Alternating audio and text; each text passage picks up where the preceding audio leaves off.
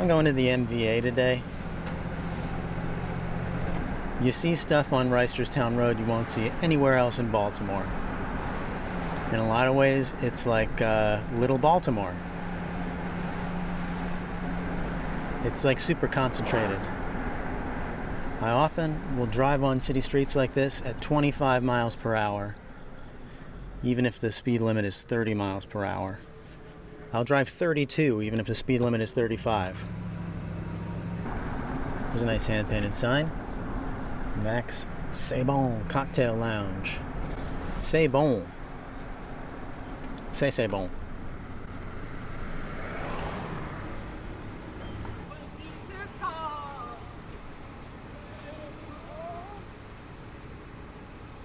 Kind of late in the day to be going to the DMV. It's silly of me. I should have gone out earlier. I should have done the prep work for my sign over the weekend. But I didn't. I waited till Monday morning. You can see on the left-hand side there's an old hand-painted Coca-Cola sign.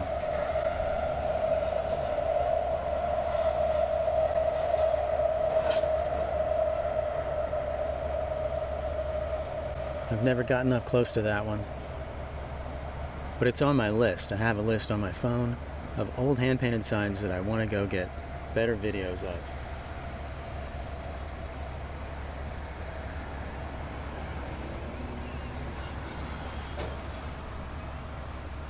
It's actually one of the things that I love the most about Baltimore City and this part of Baltimore City that's like little Baltimore, concentrated, extra strength Baltimore, is there are still a lot of glimpses of the old hand-painted signs. Because you've got to be, to get glimpses of the old hand-painted signs, you've got to be somewhere where history is kind of forgot. Someplace that's been left behind. That's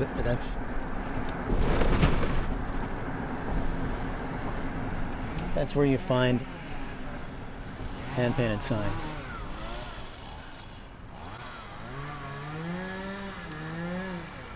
This one's really sad. This used to be called the Roost. And they had a pretty classic old hand-painted sign. And until recently, they used to get window splash done every so often. I went in, I stopped in, I got the window splash painter's number. It's saved in my phone somewhere. The guy behind the counter at the Roost told me that he's worth every penny. He charges about $1,000 a day, but it brings in so much more business that it's worth every penny. Money in the bank.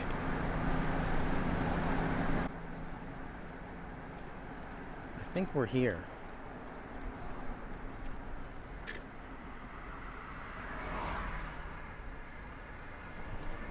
All right, we're at the MVA. Wish me luck. Some time has passed. I got lunch at McDonald's. I'm a real fat cat. And I switched into ultra-wide, 60 frames per second, so I can slow-mo this a little bit. This is a little sign, a hand-painted sign for sign painting supplies that I discovered in Baltimore about a year ago. I wonder if she's faded. That's a really pretty one. And you know what? Editor Greg, you could throw in some of the footage from the day you found it. You were using your GoPro Hero 7 Black that day. I had to stop because more of this sign has been revealed here on Monroe Street. So I'm going to just take a quick video of it in case it's painted over by the time I get back here next time. We can see the entire version of the older sign. It does say American Sport, but it looks like it used to say American Sporting Goods Co. But here we have it. Southern Sign Supply, which has to be a newer sign than the one behind it, American Sporting Goods Co. They've done a great job cleaning up. Wow. All right, well, you know what? No cars are coming, so I'm going to walk in the street. And I can just jump over this thing if I need to.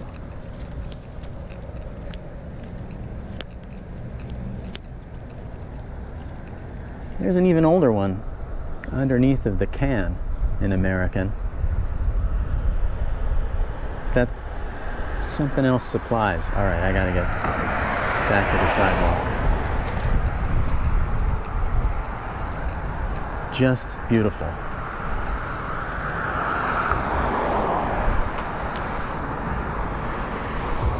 I mean, such a real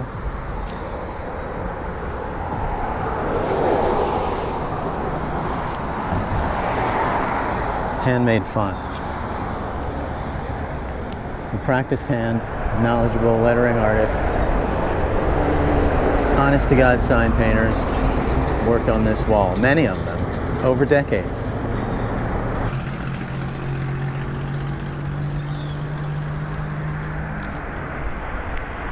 There's the sports. No, sporting goods. We got it. Looks like they made the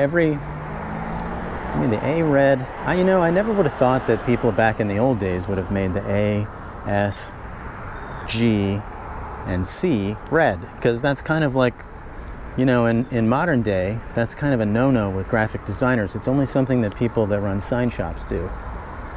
And sometimes clients demand it. I love this S. I love how the tail of the S comes so much further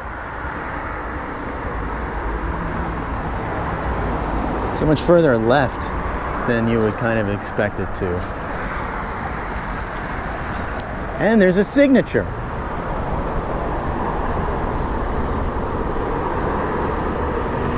A-P-R-E-N? A-P-P-E-L. Apple. A-P-P-E-L. I'll grab a still of that while I'm here. Right in the sun. Beautiful. Wow, well, I guess it's time to get back on my way. I definitely got everything. I'm across the street here. It was actually a really good day of vlogging, but you weren't publishing a vlog at that time. Me. I'm talking to me. Also, you know what? Sorry, everybody. I had Rocksteady on there, so you might have got seasick from the way that the van was moving. And the outside of the van was like staying perfectly level, or at least it was stabilized. I think this is the way you'd rather see it, where the stabilization is provided by Ford. But you tell me. Feel free to drop a comment.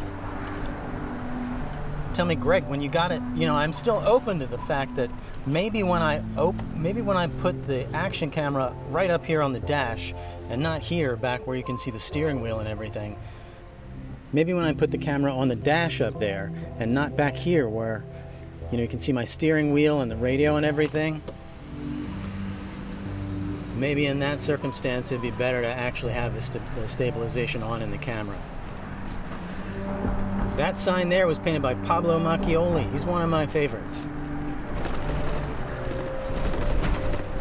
We're going to go by Pablo Macchioli's mural down by Lemon Street in the old Irish immigrant neighborhood there. That's certainly where my people come from. And I got to tell you, this mural, it really blew my mind. It's not a big thing, but it blew my mind.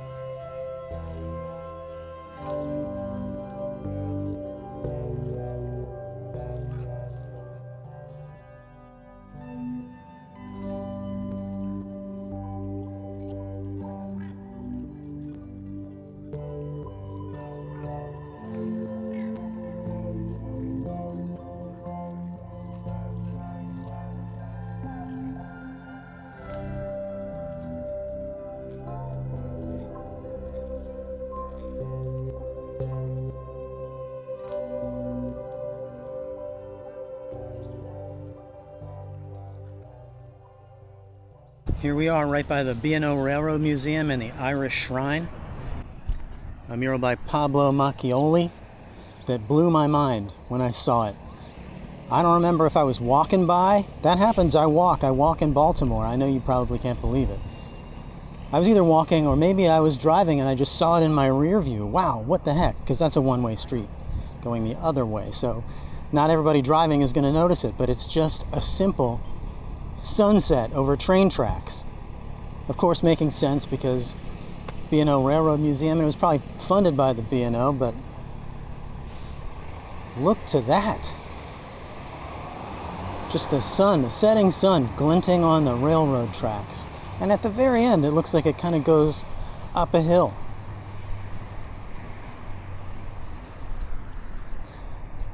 And the amazing thing about a mural like this is that every time you're involved, every time I've been involved in a community mural, they ask you to add so many things. They say, you know, Miss Shirley would really like you to add, and that's just an example, pulling a name out of the hat, you know. Miss Shirley would like you to add flowers. They didn't make Pablo add any flowers. And so then the crazy thing that it made me think of is, you know what, this has to be some kind of a trick. He has to have painted that with, say, interior paint, adding a little bit of dish soap or something crazy like that, that would then cause the mural to, over time, just gradually, or not so gradually, wash off of the wall and reveal some secret message beneath. But it hasn't. It's been up there for years. It's not a secret message. It's just a powerful mural, that's all.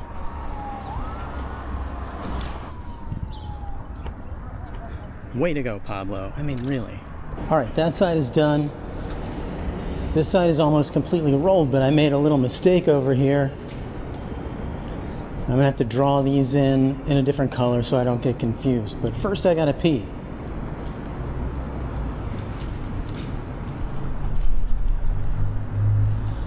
It's one of the really frustrating things about life in general is that you have to pee once in a while. I'm sure you've run into this.